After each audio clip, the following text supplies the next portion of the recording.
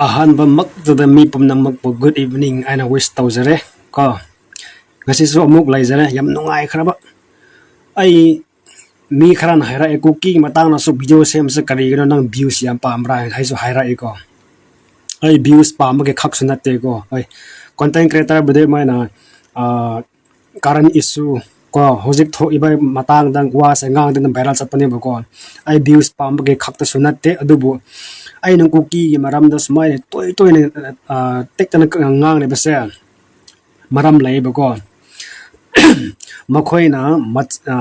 nat taba aran ba khak da ma sijin dar ka fake news sem ga mo ne sem gat pa story mi yam na ga thagat la government that say sang pi bi gi mo ga mo ne say sem gat la mi bu brand was taw na ba mo ne tarak pa mi yam do expose taw sa bani ko aina haida di mi atai india haibi re ko ekhoi ge di mi atai su kana so mateng pang bi ba duna ekhoi achumba khangbo do cookie na machin chirba mi yam do engasi uchara ge amuk su ko aduga cookie na tribe coding ge lan taw khiba ge tribe coding ge maming do tribe ming do ai video sa dum photo da ba da attach taw ge ko first makha de pi de ba photo se cookie na 1920 da CCT ge matung ina ko 1920 da Jawaharlal Nehru da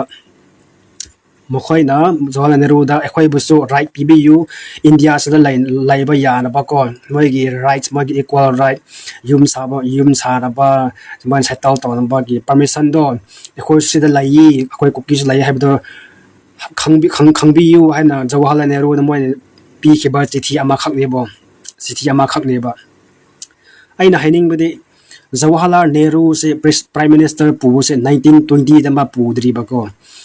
Jawaharlal Nehru na prime minister pu bu gi chahi do prime minister oi ke bu gi chahi do 1947 da ne ba ko India na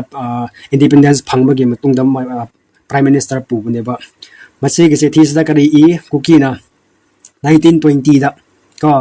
1920 da Jawaharlal Nehru president oi prime minister oi dri ba sini cookie ne tarba miyam se masi sa social media sa lai tare de dum mi khoi dum lai ra ni ko khang da na hawdi media sa lai ra bani na achum aran khang ge na aina cookie ge matang da atum ma khak ta aina proof peer ga moi na ani to rak po da moi ta ning de ba du ge ne moi video sam ga punu nang bo hat ka ni ka hai re bu do aina achum bang mak hai ru bu ge moi saw bu ne ba natro especially mahola section 18 nang mun na taw ko chin thi ba se nang ra ai ra I want a warning ka pira dana proof do na noise proof khara yora oba ka wa kha ta ngang na gumse proof yawan se ba proof yaw ga wa ngang na se ba maram di ai de chin thining de ai de seng mak to tawra ai de lan taw ni ai chin thi ga aram da nat ba engang na sai ai tawning de ba taw su tawai khoi di ko khoi ge principal lai ima ipa na chin thi gnu mi ba minam gnu su tak khoi bu tak pi ra e ko angang oi ring ai di noi cookie ne takpi da bani na matin thira ga dum lai re ko thiro e kai su kai de ko adu proof se sang si yengo kiam chin thi ha bedon hoje to noi so na khoi su yengo si sa aina sem bu sun natte ko evidence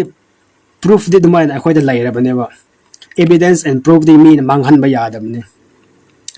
sum da ba sagat pa mine sagat pa nat bo do oina aseng ba oina ga tawsi yam wa bane ba nakli bo asli ohan ma se yam wa bane ko nakli bo asli ohan ma ya de ba khanga ba nakli hai ba se duplicate ta ne cookie de khanga moi asli na genuine real ko yengune masig ma chi se moi tum si ngasi da ai naga ni hai bi naga ga scarf so ai hapsal le ko si akhoi naga gi traditional soul akhoi nupa gi ko si akhoi gi traditional soul ni ngasi ai identity sa utke na to na ai krisuki de ba achum bangang ma ming kari ki do no noi de chin thi bane na achum ba hai ba no taning de ba gi video sam ko no hai bane ko na khoi na ai bu cookie matang da wa ngang nu hai noi chin thi no ba ko hojik na khoi gi leader ma yam se begar ole amara chatlaga begging tawba peace lai ba tawbi ma begging yadre ma sam sale ma ta hoi beteng pam ye na khoi gi leader yam wa re ba noi moi se begar ole ba sida mathong ram khang da ba mathau lai ta ba kris lai ta ba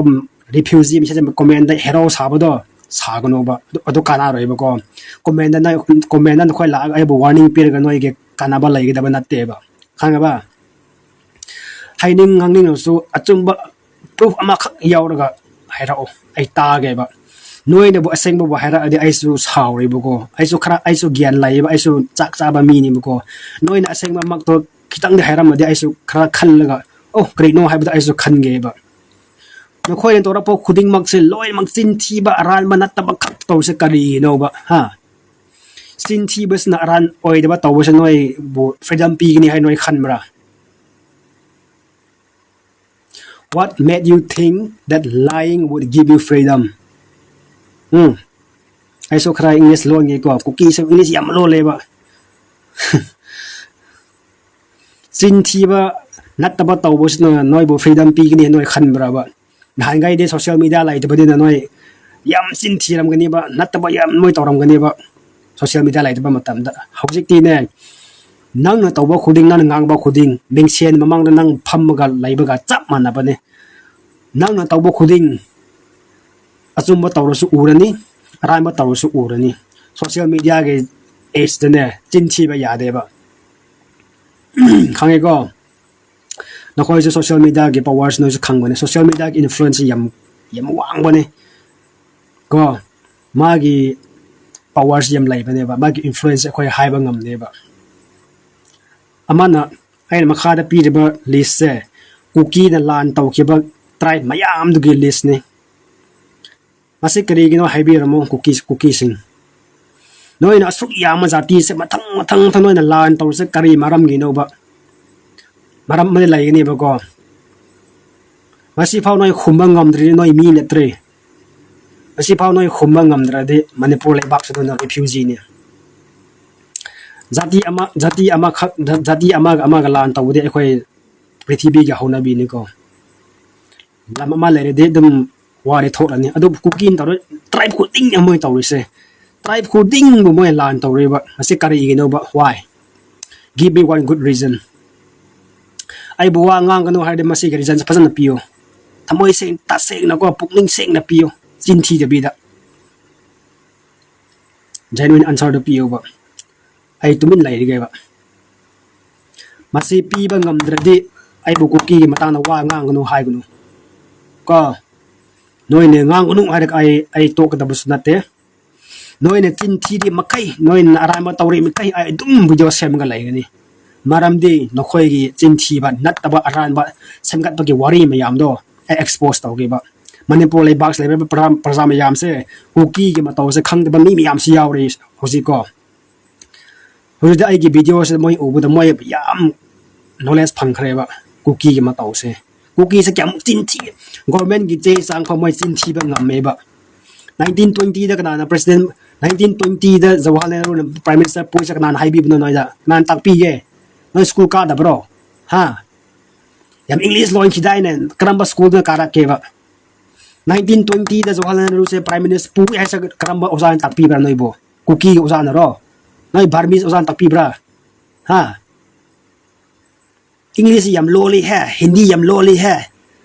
India के prime minister की ना पूबा सही भाव खंग दबा नखोय से करम school the कारक पनोबा सिना ताक नि नखोय रेफ्यूजी ने बा ताएबा हिस्ट्री दो खरा रिसर्च तौरगा चिन थिनिंग सुना खरा सिंग न तौबा को खरा रिसर्च तौरगा मी ना थजा निंgai खरा माना बा सेमो मी ने येंग मद सिदा नत्ते हाइबा प्रा ऑब्वियस ओइबदो तौनो बा चिन थिनिंग जो खरा सिंग न खरा knowledge layer ga chin thira odu de khar phajarani noina chin thi bus as angang na phau chin thi ba khang ne ba english ka lod masa ma ge prime minister ge maming su khang da ba sahi su khang da ba sibu che chang ni na nama de kai dro ai bu yong ma le homo ma le ga ne cookie mi am homo yam pam se kai no ba ha noi cookie no ne khoi de homo lai de noi cookie da khoi trans lai de noi cookie da trans kya so re ayo neซึ่งมุสาไฮนิ่งแต่เนี่ยหน่วยสิตีสิยามปามระบะก็ไม่ได้ตีขักตะ DICK ขักตะอีกุกกี้มียามนะหน่วยตียามปามสกัยระบะหน่วยพังแต่บรอฮะหน่วยสิตีพังแต่ระบะตีแก่ปามเกทาระเกไอโคเรียดะ mahola section 18 ge ai ti tara tharak ke nang ti yam pamana tro comment coding ti khata nang palla dai na kai gino ba nang gi lai ta bro ti do na ti lai ta bro na ha masing ba wanga ai ngang ning da bani ko cookie sim ikai ba khangman dai ba ai bu yo ma le nasak to khara yengu ne nang mon sak kya phazar ge ba nasak to kya phazar ge ba ikai khang da ba mi smai sai gi da bane ikai khang ba mi yam ikai ba ya ra ba ikai khang da ba mi ai bige smai ai ti ngang ne noi ba ko noi wa ta da na thai ngai ai cookie smai ngang da bane ai na content sember ai gi content ga journey ko first time ai cookie bu yam support taw ga cookie ai neutral da why am ngang khi bane ai ne neutral da ngang pha moi lo bi de ba ai bu kai da wa ma yam do phat ta ba khang ta nga hai rak ba gi ai sau rak khi bane ba adu de ai cookie bu chai ba ho khi bane ha ma de ai cookie bu yam support taw ga mo khoi su mi ni do da ai yam hai khi bane ba ma du moi khang bi de ba ko ho se ai sau sa maram kari gi no sin thi bagi nangi wanga sangang to ai chau ni ba noi na hai ba ngam da ai so ngam me bu ko khoi na ga mi tai su sin pa le ba noi ni hek nga khoi tu bi lai da man bro ha khomo chi da pi de ba list me yam se cookie na tribe asuk yam se kari ge noi lan to no ba give me one good reason ai tu mi lai tho ge ha ngai ge wang so na noi khum ba ngam dre na ngasi su khumbang ngamame na si khumbang ngam dradi noi sin chi re si khumbang ngam dradi ai bu wang angno hera kun ko yam lai ri aduga nemcha kip jen na khoi naga mi trup phar hat ki ba do da nemcha kip jen so yaw bagi proof su lai ko ma ki no pas terrorist gi leader ni adu video sai sim thagat kane nemcha ki kai khang de bi nupi ama oi mi ha pa ngam mi do ai taw ge ba masigumba leader masigumba misak na leader pu boda noi cookies kyam kui ni hingya khan bano moi bo ha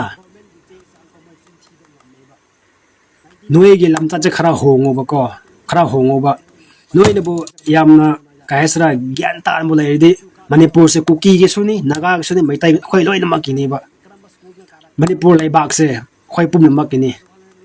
no khoi ne mi gyan cha ta bagi ko na khoi na minung si hai ta bagi nangi khang ta khan ba lai bak se thuai ge to ba adu de khoi ya da bane manipur da laiding da de a chatlo ko noi bo se da nampu da layo hai bi natte noi na lai ge noi nampu da lai bane khoi na noi bo lai ham natte ba naram dam lai da bane na laiding do so lai ba ta ba khang ba barma do so ya dre barma la go noi ha kani barma ge junta party na noi ki bi na tro chatri bo do ikai ba su khang de ne sila ge hero ka sa ne ba nang bu ur ga hat ke nang bu han ha ke ne narin do lai de barma sa le barma da lan to lu na barma ge junta party je de mayok na ba ngam dra ga si la ga phau sa si ikai dra ba na mai do ha cookie mayam su go noi bu mi na so thi ngang no ikai dra ba khoi na ga khak na te ho se mayang so ho se ngang ba ho re cookie yam sa thi machin thi minung si lai te ba se mayang so ho se ngang ba ho ro ba ni ko ai chin thi de ai proof lai truck driver de ke lut to ba mathi bong chara hela ba ni na truck driver ge video do ai mangwan ge permission lo ga thagat kane ai mangwan ge permission lo dre thagat pa ya de ba ko don ai mangwan permission lo ga ni mana hoi ya da thagat ke mama ge video da ma so share to video di hai du ai ma ge permission yaw da bi da ai video da ai thagat pa ya de ba ko adu na ai lai ba ne mangwan na hanga thagat ke ai chin thi ka hera ke ni cookie jam moi chin thi bu da ai so thi ni moi khal le ba ai de aran ba ngang ai de aran ba nat ta ba ngang da ai de research tawi ai ko ai khoi history ne noi gum na ai aran ba nat ba ai ngang de ba ai na chum mang hai ba noi taning ba nat ro taning da chum mang hai ba ni ba ko noi ne pa khum pi ni ngai lai ta ba ge sak thu ka kai no dik khet ka yam hai ba do noi se dik yam pa mi na ha cookie yi de yorok ma le ba si se mi khara de cookie oi bse ikai re hai bse yaw re ko si cookie marak ta go yengo ไปทีบีสนะคุกกี้ใส่สุกปามได้สักรีกีโน่ฉันโดนตัวคราดิคัลโลบะว่าคัลโลนังสุนังกิเบรเลยเดนะสิลากาคอมเมนต์วอร์นิ่งกับปีเดนะตาวโนบะไอ้คุกกี้บุสุกมีนะสุกปามได้บิสกรีไลบโนกรีสวยเบลไลเกโน่ตัวคราดิคัลโลก็มาทำเห็นได้ไงดะโอ้โหให้ได้ดุมเฮเลยไปเลยดูว่าเดนะว่างางกูเดนะพรูฟครายาวนังเอาพรูฟยาวเดบีดาsemet postori fabricate story ai taning deba go taning deba cookie diki pele sinchi bigi semet postori meam se pele ba government gi document phaba sinchi ba ngam na khoi se Jawaharlal Nehru se 1947 gi prime minister oi khibane kango ko singsan 18 nang yam english loin khidai ne nang ba ni hai khidai prime minister ge sahi so khang da ba increda saita yam yengom se ge list miam se ko noise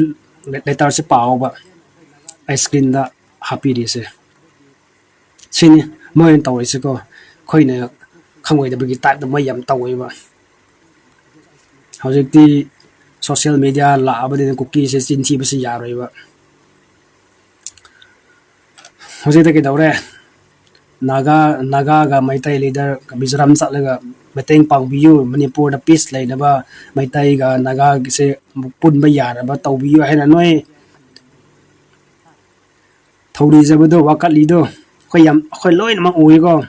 sida comment da heroes refugee ma heroes ha ganu ba yam pakde no khoi ga condition no khoi ga living condition siga nawa do ga paktre ba khanga ba nangi status yang na khara wa ngang ko wasaw ngang no ba pakte ba noi gi leader na beggar ore hoji mingon na begging tor ga leba khoi seda hero phau sa ba pathetic english ka lo da na sinu pa yam ko asine aduga nemcha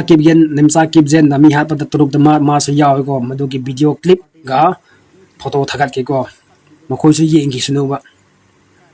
hoji cookie miyam social media la aga video da why am ngang da se mi khoile ma gyan tai ko kari ge moy media da la aga moy masapol ga wa ngang ba ngam dri ba no ai de moy ga soi ba lai ba adu ge moy lak moy na bu chum lam ba media da cookie video thallam ni hoji lai te ko maram di no khoi asoi bu da ma moy khang ge ba khang na moy khang da ba sa ba ni ba ko kai de khoi bi kai de ko adu bu wa ngang da proof khara pi ga wa ngang si hai ba ai se angang ni adu bu ai sin thi ba ai haila de ko ai angang oi de ga di imana sin thi gnu mi bu mai tang no haila ai bu tak pi da ai ba ngasi ai de ngang me de cookie ga sakta aduna ai gi punsi de mi ama bu ai khubak tha ki ba laite sin anaw sing bu ai khatna ga ai lai rak te ai gi punsi da ko mi ama ge awa ba u da e yeng ma ngam ne ba ai cookie ba nung si ba yam try to ai go ai yam try to ba ngam de ba wazaw su ngang ba refugee de oi ga mi ge lam da la ga mi lam mun ge to ba masi di ai saw ba ni khoi Manipur praja khoi naga mai tai hing ni phau khoi gi i khoi hak sang da i che le phau de ne khoi ge lam se khoi nga kani khoi de ngamba makhai sir su si gani emal laiba ge damak de khoi thona ase khoi halloi abisai noi da khang han jini khanga ba ai su nupa ne ba noi ne ngam de khoi sangam mi ba ko khoi ge lam ne ba khoi ge lam da refugee la ga thuai ge habi da sugya da ya roi ko khang ko sima ko ai bu yong ma le hai ga trans ma le ha ro homo ma le hai ga ma thok ta de ba ai khoi ne thok pa taw ni noi di mi ai thi ba noi di atop pa wa hai lai da ba atop pa proof lai da ba mi sak thu ha ba noi ge vocabulary oi re da ko yam ikai ni ngai ni ki sing ko yam ikai ni ngai ni ko phare miam khallu ani pire photo ani se compare ro ge yeng kemok chin thi bra yeng no so aduga hayeng so ai video ma thagat ka bani cookie ge lies ai dum expose to ga lai ni ai to oi ba ko lan se loi de pha dum ai moi ge ra ma to pa ma yam se chin thi ba ma yam se ai dum expose to lai ni ko miam ko like to view share to view cookie refugee miam so usanu ตาเล่งดะซุนักกองนังอีกรอกตาสุตาขิสนุบะก็มาเมตุอีตาสุดุมเยงกันเนี่ยไอ้บุโยงมาเลยกันมาสักกันได้เยงเกดีคันนั้นนะงารางสุนุปีมาไอ้บุนัสักตัวโยงมาเลยอะไรปะไอ้นามาเก็บโปรไฟล์จังกันมาสักก็ไม่ต้องไปเยงเสียอะไรก็ป๊อมาเก็บโคงตัวอิเนมสุกจ่าเราก็มาเก็บกาฟตัว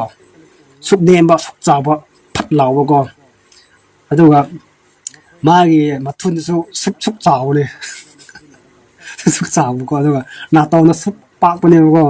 มายาตัวมาเก็บมายามตัวเก็บตัวแต่black อะไรแล้วก็ใครนี่นะตาบูกลมกว่านะครั้งเดียมาจินจะเสียงตกที่บุกกินปีไม่ยามเสียตัดเสียงนะให้ก็มาจินเสียงตกที่บุกมวยเสียมวยเนี่ยใครนี่จะสมัยสาววันมีตกไปได้สมัยสี่สายนะมีตกไปได้ก็มวยสมัยสาววันอะดูกันบ้ามีเนี่ยว่าไอ้บุโยงมาเลยแล้วก็ไอ้เด็กคอมเมนต์ดูโอ้ลูกนกนิ่งมันก็มาสักไปอุดนิ่งจะมาที่มันนั่นนะ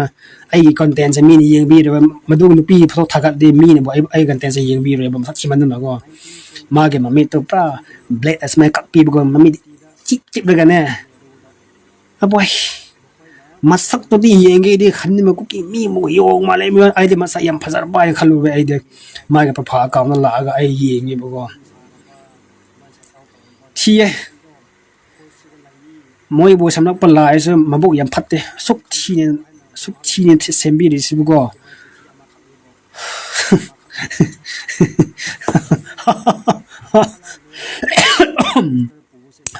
ไอ้สิเกตัวเว้ยพอได้สิจะเลยสันจาร์เกว่าใช่งานเด็ดเลยเนี่ยนี่ก็กี่มาตั้งนะว่าอย่างงั้นไงไอ้บุตรมินเลยโย่ให้ดิ please